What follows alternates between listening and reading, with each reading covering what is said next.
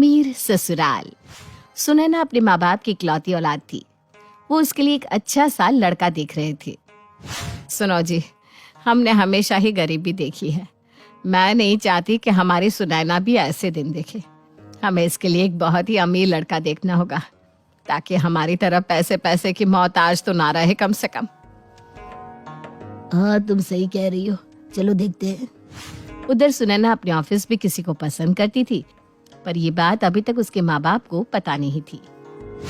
समीर, मुझे समझ भी नहीं आ रहा, मैं कैसे बताऊं अपने मम्मी पापा को। तुम कहो तो मैं बात करूं? अरे नहीं नहीं नहीं, तुम तो बिल्कुल ही बात मत करना। मैं तुम्हें बता चुकी हूँ ना, मेरे मम्मी पापा एक अमीर लड़के को ढूंढ रहे हैं। हमारे घर की हालत कभी अच्छी नहीं रही, तो मम्मी पापा बस यही चाहते हैं कि मुझे भी ये सब दुख झेलना ना पड़े। कई बार ऐसा भी हुआ है कि हमने एक टाइम ही खाना खाकर गुजारा किया है। अरे तो मैं तो तुम्हें एक टाइम नहीं खिलाऊंगा ना, हम बहुत अच्छे से रहेंगे, अच्छा खाएंगे। बात सिर्फ खाने की नहीं है समीर, बहुत सारी चीजें हैं। तुम्हारा घर भी किराए का है। देखो, इन सब से मुझे फर्क नहीं पड़ता, पर मेरे माँ बाप तो देखेंगे ना ये सब। क्या करूं मैं? तुम परेशान मत हो, मैं करता हूँ कुछ। सुनैना घर आ जाती है। वो भी समीर से शादी करना चाहती थी, पर उसे पता था कि उसके मम्मी पापा नहीं मानेंगे। वो काफी उदास रहने लगी थी और उसके माँ बाप उसके लिए एक अच्छी लड़की की तलाश कर रहे थे। सुनैना, ये देखो, ये लड़का कितना सुंदर है और अमीर भी है। पर माँ, मैं इसे जानती कहाँ हूँ? अरे जानना ना जानना कुछ मायने नहीं रखता। इतना अमीर है, इतने पैसे इसके पास, तुम खुश रहोगी। हमारे घर की तरह नहीं कि हर समय मन मार कर रहना पड़ रहा है। आपने और क्या पता किया है इसके बारे में? मतलब खानदान कैसा है, कौन कौन है? बेटा, पैसे के आगे हर ऐब छुप जाता है। अब देख, मैं इससे ज्यादा तुझे नहीं समझा सकती। सुनैना को समझ में नहीं आ रहा था कि वो उनको समीर के बारे में कैसे बताए, क्योंकि वो तो बिल्कुल पैसे वाला नहीं था। पर वो अब अपना मन बना लेती है कि उसे समीर को मना करना ही पड़ेगा। एक दिन वो समीर को कह देती है कि वो उससे शादी नहीं कर पाएगी, और सुनैना अपने माँ बाप की पसंद से एक अमीर घर में शादी कर लेती है। सुनैना के माँ बाप तो बड़ा खुश होते हैं कि चलो, अब लड़की को तंगी में तो नहीं रहना पड़ेगा। सुनैना की नई गृहस्थी चालू होती है। सोमेश शादी की रात को ही सुनैना से कहता है, सुनैना, शादी तो हो गई है, ये सब बाकी रस्में तो चलती रहेगी। मेरी एक इम्पोर्टेंट मीटिंग है, मैं बाहर जा रहा हूँ। आज ही तो हमारी शादी हुई है, आप आज ही जा रहे हैं? हाँ, आज और अभी जाना है। तुम्हें कोई परेशानी है क्या? सोमेश के मुंह से ऐसी बात सुनकर सुनैना चुप हो जाती है। शादी के अगले दिन, बहू, जरा अपना सामान तो दिखाओ, देखो कुछ पहनने लायक है क्या? वैसे तुम्हारे इतने सस्ते से सूटकेस को देखकर लग तो नहीं रहा कि इसमें कुछ भारी सामान भी होगा। सुनैना को बहुत बुरा लगता है, पर वो कुछ नहीं कहती। भाई, तुम्हें तो पहले शॉपिंग करवानी पड़ेगी, कुछ भी पहनने लायक नहीं है, और शाम को पार्टी है। ये लो सोमेश का क्रेडिट कार्ड, जाओ अपने लिए सामान ले आओ। पर मुझे क्रेडिट कार्ड यूज करना नहीं आता। मैंने तो पहले कभी देखा भी नहीं कि क्रेडिट कार्ड कैसा होता है। हैं? हे भगवान! कोई बात नहीं, जब सोमेश जी आ जाएंगे तो हम साथ में चले जाएंगे। सोमेश नहीं आएगा, वो बहुत बिजी है, उसकी मीटिंग्स खत्म नहीं हुई है। सुनैना को बहुत दुख होता है। वो अपनी सास के साथ ही कपड़े लेने चली जाती है। शाम की पार्टी में सुनैना महंगे महंगे कपड़े पहनती है, पर वो अंदर से बिल्कुल खुश नहीं थी। वो सुमेश को मिस कर रही थी।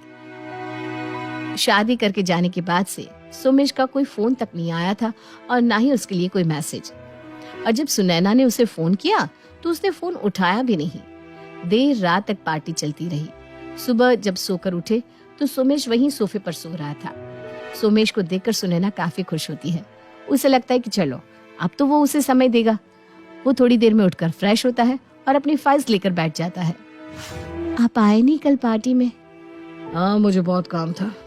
करोड़ों की डील हुई है कल, और अभी मैं बहुत थका हुआ हूँ। खाना खाकर मैं वापस सो जाऊंगा। मैं सोच रही थी कि हम थोड़ी देर बाहर चलते हैं। जब से शादी हुई है, कहीं थोड़ी देर के लिए भी साथ नहीं गए। अरे बाहर जाना है तो आया के साथ चली जाओ, वो तुम्हें शॉपिंग भी करवा देगी। उसे हमारी सारी दुकानों के बारे में पता है। बात शॉपिंग की नहीं है, मुझे आपके साथ टाइम स्पेंड करना था। टाइम ही तो नहीं है मेरे पास। ठीक है, फिर मैं कुछ दिनों के लिए मायके चली जाती हूँ। सुनैना को लगता है कि अब तो वो उसे रोकेगा, पर सुमेश तो फट से हाँ कर देता है। हाँ ठीक है, आराम से 10-15 दिन रह कर आओ, या ज्यादा मन करे तो और रह लेना। वैसे भी मैं शायद फॉरेन टूर पर जाऊंगा। तो मैं भी चलूँ आपके साथ? अरे बाबा, घूमने फिरने नहीं जा रहा हूँ, बहुत काम है वहाँ। सुनैना बहुत उदास हो जाती है। सोमेश उसे ना ही एक बार रोकता है और ना ही साथ चलने के लिए कहता है। वो अपने मायके आ ही जाती है। माँ, आप लोगों ने बस पैसा देखा और कुछ नहीं देखा।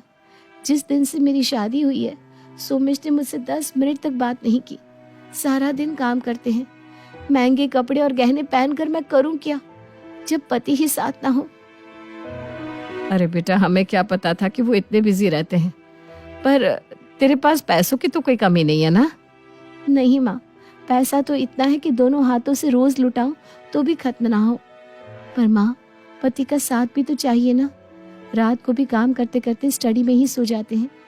मैं सारा सारा दिन इंतजार करती रहती हूँ कि अब आए और मुझसे बात करे, पर माँ वो आते ही नहीं। अरे बेटा, धीरे धीरे आदत पड़ जाएगी। अभी कुछ ही दिन हुआ है ना शादी को, थोड़ा टाइम दो एक दूसरे को। टाइम ही तो नहीं है उनके पास। ऐसा करते उनको खाने पर बुलाते हैं, अपनी सास की बात नहीं टालेंगे वो। कीर्ति सोमेश को फोन करती है, पर वो तो फोन उठाता ही नहीं। मैंने कहा था ना, वो फोन भी नहीं उठाते। यहाँ आना तो आप भूल ही जाओ। थोड़ी देर में सुनैना वापस अपने ससुराल आ जाती है। उस दिन सोमेश घर पर ही होता है, पर सुनैना को देखकर भी वो बिल्कुल खुश नहीं होता। वो अपने क्लाइंट से बात करता रहता है। माँ ने फोन किया था, आपने देखा नहीं? सुमेश फोन में ही देखते देखते कहता है कि उसने फोन नहीं दिखा। सुनैना चेक करती है तो देखती है कि सुमेश के फोन में उसकी मम्मी का नंबर सेव्ड भी नहीं था।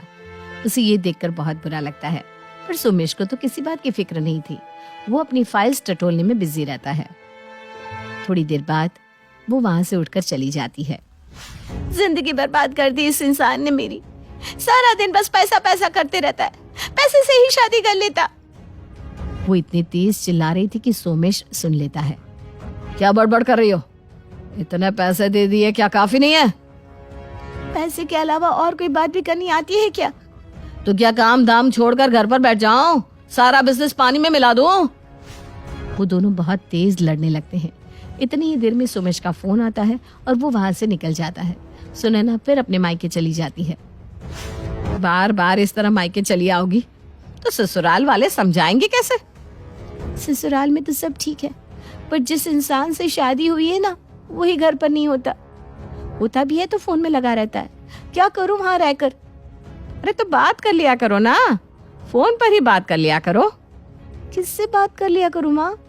आपका तो नंबर भी सेव नहीं है इनके पास। हम कहीं घूमने तक नहीं जाते। मैं जब दूसरों को साथ साथ देखती हूँ तो मुझे कितना रोना आता है, मैं ही जानती हूँ। वो दोनों बात कर रहे थे कि तब सोमेश का फोन आता है। सुनैना को लगता है कि शायद वो उसे कहीं घूमने चलने के लिए कहेगा। वो बहुत खुशी खुशी फोन उठाती है, पर सोमेश बहुत गुस्से में था। कब आओगे तुम यहाँ? यहाँ पर सारे नौकर छुट्टी पर चले गए और मुझे बाहर जाना है। मुझे कोई सामान ही नहीं मिल रहा। आप फिर बाहर जा रहे हैं? तो क्या घर पर बैठा रहूं? तुम्हारी तरह खाली तो होने के बार बार मुंह उठाकर कहीं भी चला जाऊं? सुनैना भी चिल्लाने लगती है। हाँ तो मैं तुम्हारे साथ वहाँ क्या करूँ? तुम्हारे पास टाइम है कहाँ? तो ये जो पैसा तुम सारा दिन उड़ाती रहती हो, इसे कमाने के लिए काम करना पड़ता है, भाग दौड़ करनी पड़ती है। इतना कहकर वो फोन पटक देता है। देख लिया माँ, ये कैसा है? आप लोगों ने बस पैसा देखा, ना घर देखा, ना लड़का देखा। मेरी तो जिंदगी बर्बाद हो गई माँ। हमें क्या पता था बेटा कि ये लोग ऐसे निकलेंगे। हमने तो अच्छा ही सोचा था कि जिस तरह से हम पैसे के लिए परेशान होते रहे हर समय, तुम्हें ना होना पड़े। पर अब लग रहा है कि सिर्फ पैसा ही सब कुछ नहीं होता, लोग और घर परिवार भी अच्छा होना चाहिए। बचपन में मम्मी पापा की मृत्यु के बाद से ही गौरव अपने दादा दादी के साथ रहता है और वही दोनों उसकी पूरी दुनिया होते हैं। उनके सारे सपने पूरे करते हुए जॉब लगते ही गौरव मीनू से शादी कर लेता है। मीनू, मेरा ख्याल रखो ना रखो, पर प्लीज मेरे दादा दादी का बहुत अच्छे से ध्यान रखना। तुम्हें कुछ कहने की जरूरत नहीं है। अब वो मेरा भी परिवार है। इसके साथ वो दोनों मिलकर घर और चारों मिलकर एक दूसरे की खुशियां संभालने लगते हैं। देखते ही देखते महीने बीत जाते हैं और फरवरी शुरू हो जाता है, जिसके आते ही सोशल मीडिया पर वैलेंटाइन की बातें शुरू हो जाती है। और इसको देखकर दादी गौरव और मीनू को वैलेंटाइन पर घूमने जाने के लिए कहती हैं। अरे ओ गौरव, तू मीनू को लेकर कहीं घूमने क्यों नहीं जाता? अरे नहीं दादी, हमें कहीं नहीं जाना। अरे पगला गया है क्या? यही उम्र है घूमने की। वैलेंटाइन आ रहा है, जाओ दोनों कहीं छुट्टी मना कर आओ। दादी की बात पर दोनों पति पत्नी हैरानी से उन्हें देखने लगते हैं। दादी, आपको वैलेंटाइन के बारे में कैसे पता? मुझे क्या पागल समझा है? अरे मैंने सोशल मीडिया पर सब देखा है। ये प्यार करने वालों का दिन होता है ना। दादी, तुम्हें इंटरनेट सिखाना हमें ही परेशान करेगा, सोचा नहीं था। अरे तो वो गलत क्या बोल रही है? हमेशा तुम दोनों हमारे पास रहकर सेवा में लगे रहते हो।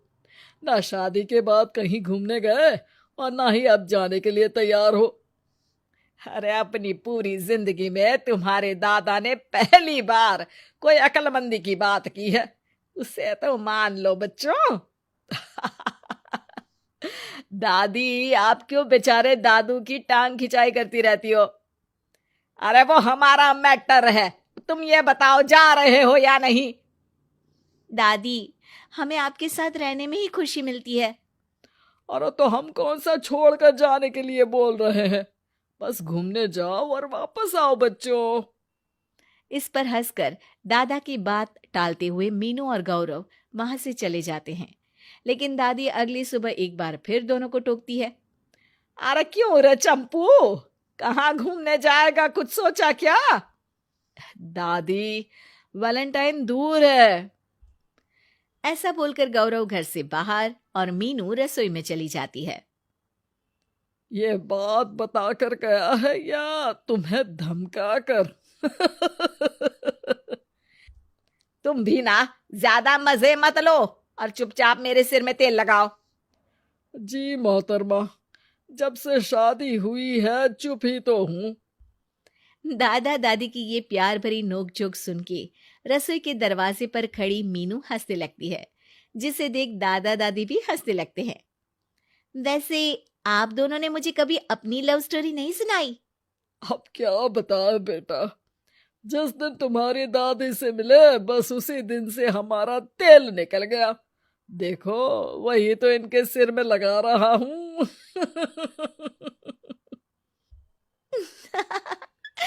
वैसे आप वो भी ठीक से नहीं लगा रहे।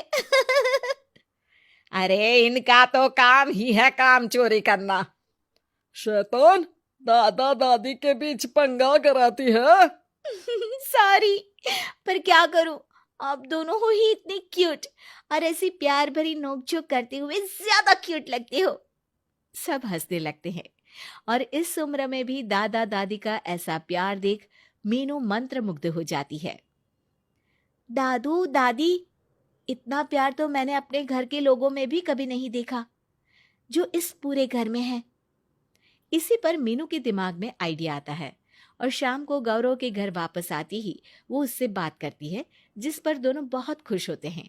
और इसी तरह देखते देखते वैलेंटाइन वीक भी शुरू हो जाता है, जिसे वो सब मिलकर कभी फूलों तो कभी चॉकलेट के साथ बहुत खुशी से सेलिब्रेट करते हैं। और इसी तरह वैलेंटाइंस डे भी आ जाता है। अरे अब तो वैलेंटाइन भी आ गया, बता दो कहीं जा भी रहे हो या नहीं? जाएंगे, लेकिन हम नहीं। हैं? फिर कौन जा रहा है? आप दोनों। हम क्यों? अरे तुम दोनों पगला गए हो क्या? इस उम्र में बूढ़ा बूढ़ी को घूमने भेजोगे? हाँ, लाइफ में पहली बार तुम्हारे दादाजी ने कुछ सही बात बोली है। अरे तुम दोनों की उम्र है, जाओ घूम कर आओ। हम बूढ़ों के पीछे क्यों पड़ गए हो? दादी, मैंने बचपन से आप दोनों को सिर्फ काम करते हुए देखा है। कभी मेरा स्कूल, कभी कॉलेज तो कभी जॉब या शादी। आप दोनों की पूरी दुनिया मेरे इर्द गिर्द ही रह गई है। और जैसे आपकी कहानियां सुनी है, आप लोग ऐसे नहीं थे। बस मम्मी पापा के जाने की वजह से मेरी रिस्पॉन्सिबिलिटी में ऐसे बन गए। इसीलिए ये वैलेंटाइन आप दोनों अपने उन्हीं प्यार भरे पुराने दिनों को याद करते हुए अपने उस प्यारे से बनाए घर में बिताएंगे, जिसे आप सालों पहले गौरव की बेहतरी के लिए शहर शिफ्ट करते हुए गांव में पीछे छोड़ आए थे। बच्चों की बात और विचार सुन दादा दादी की आंखों में आंसू आ जाते हैं। आजकल के समय में जहाँ बच्चे दादा दादी को बोझ या बूढ़े हैं कुछ भी बोलते हैं समझकर पीछे छोड़ देते हैं, तुम दोनों ने हमारे लिए इतना सोचा वही बहुत बड़ी बात है। ऐसे बच्चे हमें मिले, हमारे लिए दुनिया में इससे बड़ा सुख नहीं। और तुमने मुझे ये भी बता दिया कि सोशल मीडिया सब कुछ सही नहीं बताता। देखना, उसने मुझे बस यही इंफॉर्मेशन दी कि वैलेंटाइन कपल्स के लिए होता है, पर आज तुम दोनों ने मुझे समझाया कि ये प्यार भरा दिन हम हर उस इंसान के साथ सेलिब्रेट कर सकते हैं जिसे हम प्यार करते हैं या जो हमसे प्यार करता है। इसलिए अब से हम सब अपना ये वैलेंटाइन और आने वाले सारे वैलेंटाइन गांव जाकर पुरानी मीठी यादों को जीते हुए उनके साथ अपनी नई कहानियों को जोड़ते हुए मनाएंगे।